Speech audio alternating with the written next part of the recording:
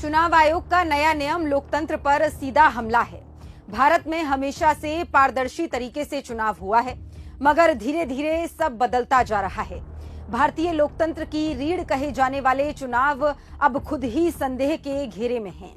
हाल ही में चुनाव आयोग ने एक बेहद चौंकाने वाला और खतरनाक नियम बनाया है। अब चुनावों से जुड़े वीडियो और तस्वीरों को सिर्फ 45 दिनों तक ही सुरक्षित रखा जाएगा। अगर इस दौरान कोई याचिका ना दायर की गई तो ये रिकॉर्डिंग हमेशा के लिए डिलीट कर दी जाएंगी। अब तक यह डेटा कम से कम 1 साल तक सुरक्षित रहता था। अब ये टाइम पीरियड कम करके 1.5 महीना कर दिया है। ऐसा करके चुनाव आयोग जानबूझकर चुनावी प्रक्रिया से पारदर्शिता हटा रहा है।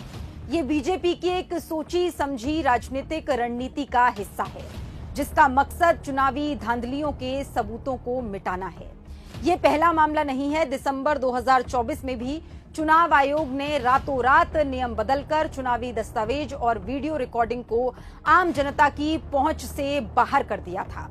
अब इस नए नियम में तो डेटा हमेशा के लिए ही खत्म कर दिया जाएगा।